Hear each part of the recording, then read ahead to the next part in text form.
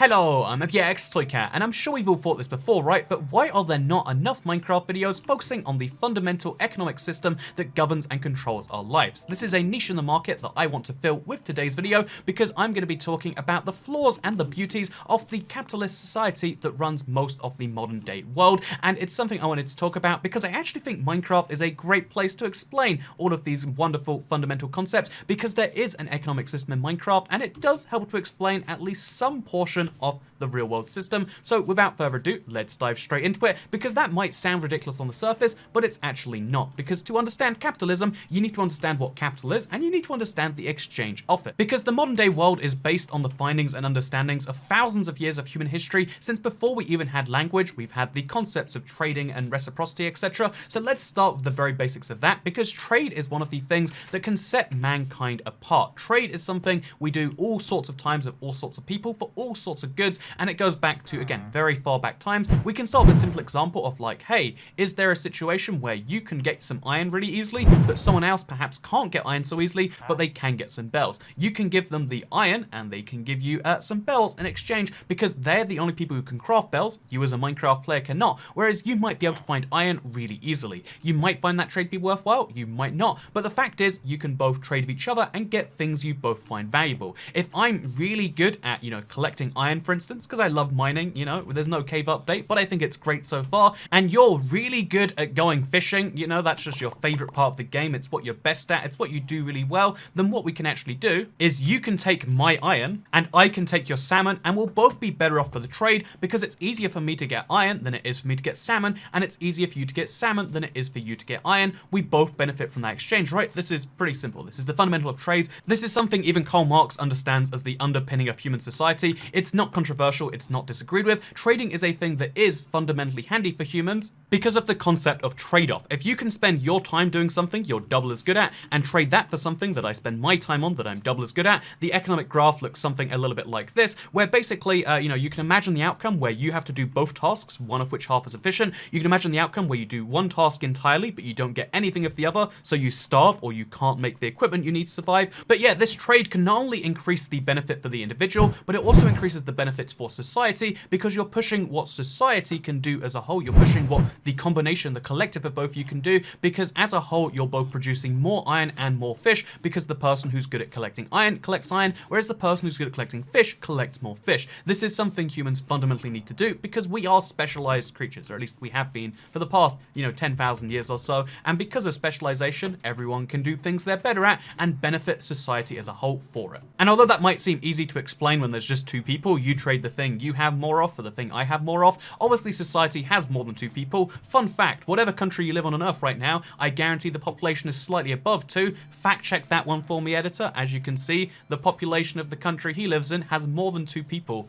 I'm pretty sure. So yeah, now you can say, okay, so there's more than 2 people involved. How does it work then? And this is where currency gets involved. We do have to explain fiat currency in today's video, my favorite topic, because here's the thing, right? As you know, NPC villages, the place this whole thing is taking place in, they don't actually allow you to trade iron for salmon. You can't give them your salmon and expect iron. So I've got 2 friends over here. As you can see, they're very willing participants. They want to be involved in this trade right here. So we've got a friend over here, and he will be willing to give me emeralds in exchange for my paper, and this guy will give me leather, emeralds in exchange for my leather. Both of them indirectly want the benefits of the other person's thing. This means that I can trade my goods with the villager over here to get myself an emerald. I can trade my goods over here with a different villager to get myself another emerald, and then I can use these emeralds, and even more if I want to trade with a 3rd or 4th or 5th villager to get enchanted books, as this librarian wants to offer me, to get things like bells, like we mentioned earlier, or in this, yeah, it's a bell, like we mentioned earlier. An uncraftable item we can only get from this villager, and the only reason that's possible is because there's a universal currency between them. Otherwise, I'd have to give this villager some leather, some paper, he'd have to trade something he wants with them, and it creates a much more complex trading system than if there is a currency involved. And historically, in the real world, this isn't emeralds, it's actually gold. Fun fact. But the foundation of currency within the real world is what has made it possible for trades like this to be possible. For me to collect lots of different things for lots of different people, to do lots of good for many different people. These guys wanted their paper and they wanted their leather, and then to exchange that good with, say, a blacksmith, and then that's kind of like a social good unit that he can then use to buy things he wants, and boom, all of a sudden you've got a very complex multi-person economy, and yeah, that's with a currency that has some value, because in Minecraft, as you will know, emeralds are a pretty fixed item. You can get it from trading, or you can get it kind of trickily from, like some mob drops, but that's really just killing someone for money, which, I mean, like, makes you an assassin, basically. So you can get money from trading, you can get money for being an assassin, or you can very rarely get it from mining, which increases the supply, but this makes it a pretty valuable, pretty fixed currency, something that isn't necessarily true in the real world, where we've moved to fiat currencies, which don't actually have a basis in anything. But yeah, you get the point that there is a currency we all deem to be valuable, even if it doesn't necessarily have value, because we see it as having value and we can use it with other people to get value from their cooked salmon, or we can use it to get value from their paper, from their leather, from their iron ingots, or in the real world, there are now millions of consumer goods you can buy from millions of different people all across the world, billions in fact, because now money has this value across most of the world. It means that fundamentally this simple trade of iron into cooked salmon can take place across millions of people and have the exact same benefits in that same way. So you might hear this and be like, wait a minute, that's pretty darn good, right? Well, here's the problem with having a measurable currency. As soon as you take that trading and you manage to put it into terms that can actually be valued, you'll start to see how, like, all of a sudden, oh yeah, we thought we were equal traders, but you have far fewer emeralds than, that of your competitor perhaps. You can start to measure the inequality of a society, which is something that generally starts to beget criticism, because if you feel like someone has more emeralds than you'll ever be able to collect in your life, this combined with the fact that sometimes you might look at those large amounts and say, well, they came from unfair sources, they came from unfair ways, might lead to simple things like stealing. It might lead to dissatisfaction with the system, especially when you look at villagers like, the bell guy from earlier. He's the only person who can make the bell, and so he charges 36 emeralds for it. This is a rip-off trade if you've ever heard of one, right? But every single villager in Minecraft actually proves this exact same point. If we go to this villager right here and we try to buy, oh, he won't sell us anything. He's an unemployed villager. Bad example. He doesn't believe in the global trade system, man. He just wants to wear green and destroy it from the inside. But if we go to any other villager who is down to sell us goods, you'll notice how they'll give you things, but it's a pretty bad deal in most situations. This leads to intense dissatisfaction with the system. It can lead to the fact that, like, wait a minute, I'm not enfranchised in the system. If you don't feel like you have a part in the system, you start to want to tear it down. Might just lead into this.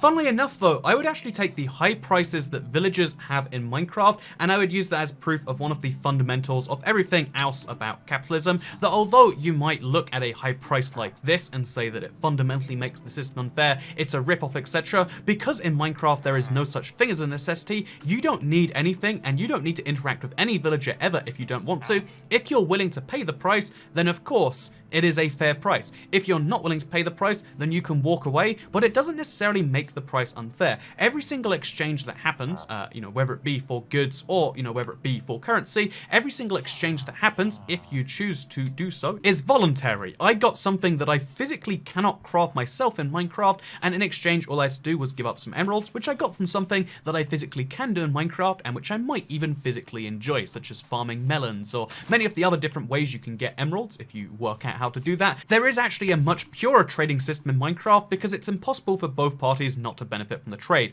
Or at the very least, you can argue that an AI in Minecraft never benefits from anything, but you are always benefiting from the trade, even if it seems like a ripoff, even if it seems like, hey, we should burn down their houses because this isn't a fair thing. The truth is, you are always benefiting some amount, and the other person's always benefiting, and this is how it always is under voluntary exchange when necessities and life-threatening things aren't involved. But again, that's where the kind of maybe criticism gets involved later, because it is a great system which can allow you to get things you otherwise couldn't, that can allow people to specialize in bell making, something we don't know the arts of in Minecraft right now at least.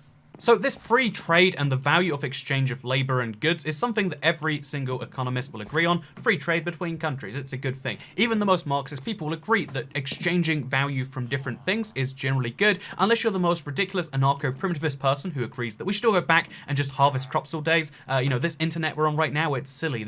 If you think everything in the modern world is a failure, if you're a Unabomber type guy who wants to blow it up and start again, admittedly, you'll disagree with this. But every other person is vaguely on board right now, so where exactly exactly are the flaws? Is this video not titled something something flaw in capitalism? I think maybe. That might be the title, we might change it.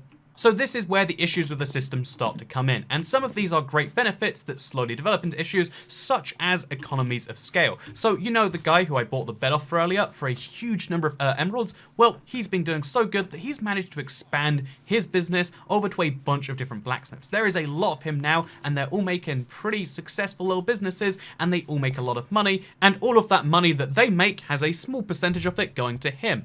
This economy of scales means that it only makes sense to buy from this large blacksmith chain that can buy a lot of things in bulk for cheaper prices because there's more of them. He's making more valuable trades. But then it means if you want to be a buyer from their business, it only makes sense to buy from this guy, even if you disagree with his business practices, even if you think that no, every single one of the own stores should be owned by the individual and they shouldn't have to pay him franchise fees. If you disagree with something like that, then this system starts to seem a bit unfair, that because he got in there first, he has a strong advantage even to this day. But again, I mean, they're willingful trades, but they're willingful trades without as many alternatives as perhaps were available before, because economies of scale basically means that the more of something you make, the cheaper it is to make, and therefore the harder it can be to compete. If you live in the place where there's Walmart and there's Amazon and, like many other such examples, you might know exactly what I'm talking about here. Similarly, in this village, there are no real necessities. Everyone's kind of free to pursue what they want to do. Do you want to be a farmer? You can be a farmer. There are no social goods that everyone collectively has to pay for, but that starts to change real fast and has actually changed in Minecraft even in the past year. Because as of this update, every single village is under some direct threat, some more than others, from a pillager outpost. That's right, pillagers can come into the village and they can raid it, they can take all of their stuff, and this is something none of the villagers want. And it seems like something of an easy solution, right? All you have to do is buy security. All you have to do is be more secure so that you can't be pillaged. However, this presents something called the free rider problem, which is a fundamental economic issue that is the reason we have governments around the world for the most part, that there are many social goods that you can benefit from without paying. If, like this village needs to buy an iron golem to protect themselves. Actually, I think they're all dead. I don't see a single villager around here. So this village needed to buy an iron golem to protect themselves. Clearly they didn't, and now they've all died as a result. But if they had bought an iron golem, then that would be something they could split amongst all of them, right? They all share the defense costs equally. However, this presents two problems. The first of which is how do you divide that cost between them? But even if everyone agrees we'll all pay an equal amount towards the cost of hiring a mercenary effectively to defend us, then there's the problem of if someone refuses to pay, if someone says, no, I won't pay for the mercenary, and the mercenary is still bought regardless, that person becomes a free rider. Because security is an intangible cost, it's an intangible good that you can't not deliver to some people and only deliver to others. If everyone pays for security for the village, I benefit even though I haven't paid for it, and this is called the free rider problem, where you can benefit from something that you don't pay for. And if you can benefit from something you don't pay for, why would you pay for it? And if everyone thinks, well, you can benefit from something you don't pay for, why would you pay for it? Then either a very small minority of people end up paying for something that everyone needs and everyone uses, or what happens is no one ends up paying for it and the security of the village is compromised, and that's what ended up happening here. There are no villagers left because everyone agreed, everyone wanted to be a free rider on that one. The free rider problem is named for the fact that obviously if you needed to get some public transport or something like that, you can choose to pay for it and contribute to the service which you're using, or you can become someone who isn't paying. You can be a free rider off that bus or train or whatever, and you won't contribute to it, but you still get all of the benefits because it's still running for the people who are paying. However, if no one, literally 0% of people pay for buses, trains, and other public goods, then no one can use them whatsoever. And this is one of the fundamental problems that economics does face, and this is why there are a few things in the world which are determined to be, things that the government can force you to pay for. This is why taxes are not optional. You can't be like, wait a minute, my government spends my money badly, because again, the free rider problem has kind of ruled it that you can't really conscientiously object to taxes. For the most part, again, there's weird exceptions in America. Also, as a fun fact, the free rider problem doesn't just refer to defense in terms of like there is a giant pillager outpost right there. It's actually used in Game of Thrones as a metaphor for climate change, where, long story short, spoilers right here, but the North fights the White Walkers, which is climate change, and they dedicate a huge amount of resources. They lose a great number of men, whereas the South, Cersei Lannister, is just like, hey, what if we didn't do that and we benefited anyway? And in the end, it doesn't matter because dragons, but there you go, Game of Thrones. Free rider problem in economics, big climate change analogy. And yeah, the modern day analogy is if your country stops all of its carbon producing activities, but then every other country doesn't do it as well, then the world is burned and, sucks anyway. And also, you sacrificed a great deal of your country. And that's why you need international agreements so that no country can free ride. Imagine if you looked at a global treaty that was designed to stop something like that, and then you look at all the countries that are involved, and then you look at the one country that's trying to withdraw from its obligations, and then you go, oh, wouldn't that be an interesting thing for that one country? Whichever country that might be, who knows for sure which one, not naming names, not pointing fingers. But with that said, let's move on to the next thing here. But with that said, you can start to see there's an interesting commonality between the economies of scale problem, where, you know, large giant industries can start to be dominated by a few small players, and you can see the similarity between the government angle, where, like, you know what, if there is someone buying the mercenaries that can start to scale really quickly, if it's not just one village, if it's not just two villages like before, what if all of a sudden we're talking about dozens of villages, we're talking about hundreds of villages, we're talking about thousands of different villages, all of which have their security all done by the same agency. To prevent the free rider problem, you have one person be in charge of that, but then that one person gets a lot of power, a lot of negotiating leverage, and sadly, it can go the opposite way. Because with great power comes great responsibility. The more you get, power in a particular industry, the more power you have to control more and more people, the more important it is to exercise that control carefully, and the less likely it is that such a thing is going to be done. It's funny actually, because while we talk about large corporations, you might think about, like, you know, these medium-sized chains, but really what we're talking about are these super large corporations, such as the one that even makes the game I'm playing right now. That's right, Microsoft actually owns Minecraft. Because of this huge scale thing, they could buy it for $2.5 billion. And you might hear $2.5 billion, by the way, and be like, oh, what a huge amount of money they must have had to invest. But no, for Microsoft, given they're one of the first trillion-dollar companies in the world, it's actually not a huge investment, given the amount they'll make back, and given the amount of monetization that's been thrown in the game as a result, it actually does work out very well for them. But the interesting thing about Microsoft is you hear that and you think there's a gargantuan thing controlled by one person, like how you might think the government is a person, man. But no, it's actually a huge group of people, customers, employees, shareholders, other companies, all of which have their own interests, all of which want to make their own decisions slightly different to the rest. And to put that in perspective for you, by the way, oh my god. That is intense. Oh. So I was trying to prove a point about how many employees work at Microsoft, but apparently bells do not stack on top of each other. So that was a tricky to prove point. Microsoft themselves have over 100,000 employees, which is 3 times the number of bells you're seeing disintegrate on screen right now. This many individuals are working like that blacksmith. This many individuals can be working like that, lone trader. Every single one of them having their own individual life, own individual story, etc., all at the exact same time. Do you see the sheer scale of how many people 100,000 can be? And that's just one of the groups. There are 170 plus million people who play Minecraft, who have bought Minecraft in some way. There are, millions of people who own shares in Minecraft and Microsoft, whether directly or indirectly. And there are lots of other companies that do tie-ins, such as Disney, such as The Simpsons even. These are real things you're seeing on screen right now. They're not jokes. These are officially licensed packs from companies as big as Netflix. Yes, even Netflix with Stranger Things as well. These are all different things, all with their own interests, all with their own different, goals, which sometimes can conflict with the rest of those. It's hard to make willing decisions. It's hard to make active decisions for yourself when you're talking about being just a tiny fraction of a tiny fraction of a tiny fraction of one portion of the, the base, which a large company makes decisions for. And although tearing down these big entities seems logical on the surface, think about another type of problem. Let's say, to go back to the different villages example from earlier, there are multiple capitalist villages all underneath the same, kind of umbrella, and they want to transport between them. Not all of them are dead because they have a pillager outpost nearby. In fact, some of the villages are pretty close together. However, walking between the villages is pretty unrealistic, so if you want to boost trade between the villages, you want to, build some form of road line or high-speed rail line or something like that, you need to build some huge amount of infrastructure. And this is something only a large corporation or a government or whatever else, a big body of a lot of people working together can achieve. One person by themselves cannot build a mega road between the villages, unless you're playing Minecraft, in which case it's perfectly doable, which is why this game is wonderful in so many ways. But if you want to build a giant road to connect these two villages, one person can commit a lifetime to making a mega project or something like this, but realistically speaking, it's something that requires lots of people, tens of thousands, or, maybe even more, different people all performing individual tasks to get something like this underway, if you want to have a super flat, super efficient pathway between the two.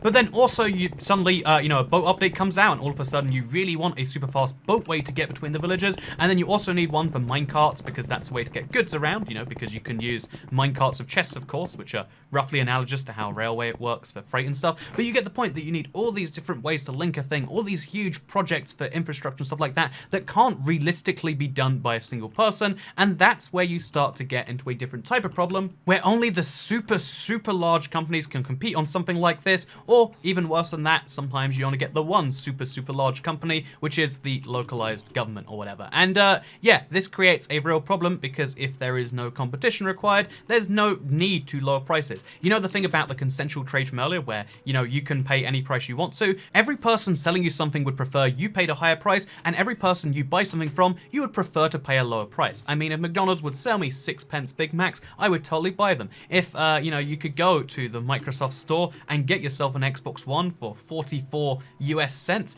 you know what? You probably would take that deal, wouldn't you? But they won't sell it to you for that price because it's a bad idea. However, they will sell it to you for more if they know that you need it and they know there is no other choices around. And when the U is the collective of people who all want to have this super high-speed boat line, when the U is the collective of people that all want, different things, problems can kind of start to emerge. The point of this video is not to rail on the whole system, but it's to rail on the idea of monopolies. As soon as there are no alternatives, whether that be the biggest corporation in everyone's life, the case of your local government, or whether that be, the biggest corporation also in everyone's life if you play Minecraft, there is only one person who can make Minecraft. There's only one person who can say this game. When there's something you don't like, which makes the game more expensive, maybe that thing comes in the process of the skin menu where you can buy new exciting things to make your skin look so much better.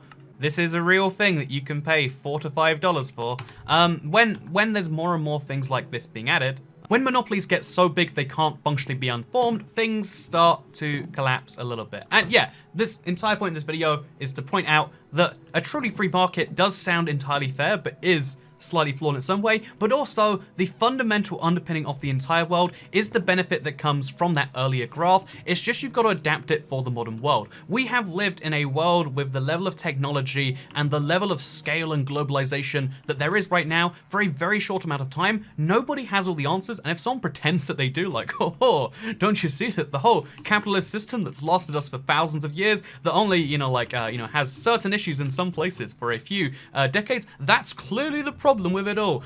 This brand new revolutionary system that was invented 100 years ago and hasn't been updated since, which is what Marxism at least is, that's the clear solution to that? No, that's not the answer either. You've just got to look at what decisions are good for everyone and what decisions are not on the fundamental level and try to build a society where both large corporations and the government and you, the individual, can be kept. In an ideal world, you wouldn't need one of these. In an ideal world, you wouldn't need one of these. But at the same time, these things exist, and trying to work out the balance between them is what the entire world is all about on some level. Also, we destroyed a villager's house to build this road. Should we pay some compensation to him? Or are we all-powerful government? There's another fun debate for you. I think we killed the villager too, actually. Unless that's the guy. He lives on the road now. Maybe the road's a nice place to live. Have we just worked out homelessness in Minecraft too? I think we have, ladies and gentlemen. But yeah, if you're watching this video and you hate the current system, then work to improve it. Not everything you hate needs to be destroyed from the ground up, because there are many wonderful concepts of humanity which should be valued and which should be kept in place, while still being able to entirely reshift their purposes and values towards the things that you like, that you think society hasn't liked till now. Anyway, here you go. Capitalism explained with Minecraft villagers and apparently bells and a giant Microsoft corporation thing. I hope you all enjoyed this some amount. If you want to see more fundamentals explained in Minecraft villagers, let me know. They take a bit of time to piece together and make, but I think they're always fun, free-flowing videos, and if you think they're useful, let me know. If you hate them and you're like, no, Toy Cat, don't you see communism is the only one true way to glory? Let me know in a comment down below, because I get so much hate, not for even saying I don't like communism, just for saying that, like, hey, maybe there are other alternative systems. They're like, how dare you imply that it's not perfect and imply that it's killed 100 million people? It's more like 10 million that it's killed, Toy Cat, if you use conservative estimates. 100 million people? What an idiot. 10 million people is such a reasonable price for equality, right? Thank you very much for watching. Make sure to subscribe if you want to see more of these videos and you want to support me under this capitalist system on which I live in, because then I can buy more consumer goods from giant corporations, small villager workshops, and indeed I can buy salmon. I love salmon. Christmas is coming up, and my god, smoked salmon is the best part of Christmas. But do you know what the best part of this video is? The fact that it's ending now. Bye.